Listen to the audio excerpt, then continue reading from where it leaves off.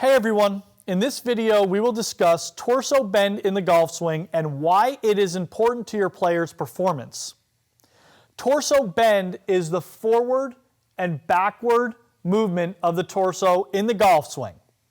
We can also refer to this as flexion and extension in the golf swing. So flexion this way and extension going backwards.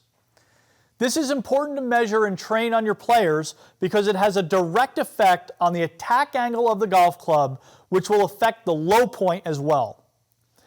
When a player is able to control their torso bend, it allows for the club to move on plane in the golf swing. A big misconception throughout the years in coaching have led golfers to trying to stay in their posture throughout their swing.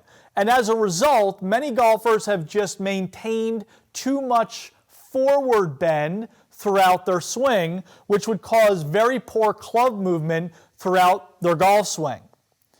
In actuality, bend is lost in the backswing as side bend is gained, and then bend is regained in the downswing, only to become slightly lost again as the player rotates into impact. So my bend goes to side bend. That's the illusion that we see when a player stays in their posture, when in reality it's just the player has rotated while keeping their bend and their side bend stability throughout their swing. At address, a player will have approximately 40 degrees of forward bend. Club length and height are also big factors in how much bend we see at the address position, so don't forget that. Some common mistakes are when a player tries to arch their back too much to feel more athletic, but in actuality, it puts their spine into too much extension. This will show up as too little torso bend at the address position.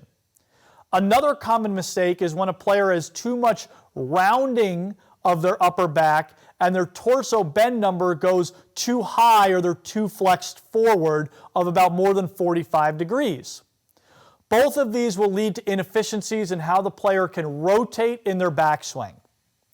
When a player gets to the top of their swing, they should have lost bend as they rotated and gained side bend. This will allow them to rotate and move not too much in a linear way off the golf ball in their backswing.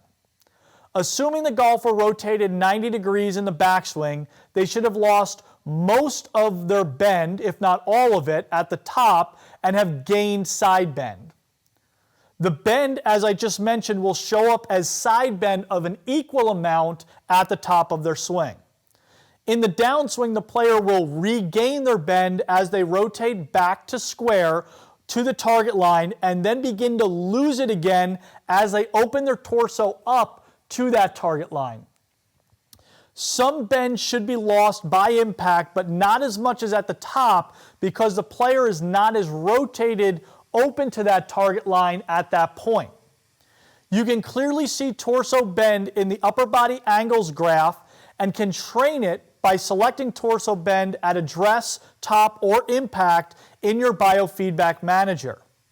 In conclusion, when a player can control how much bend they have and how to gain it and lose it properly, it will allow them to rotate while staying stable in their swing, as well as allow them to keep the club on plane throughout their golf swing.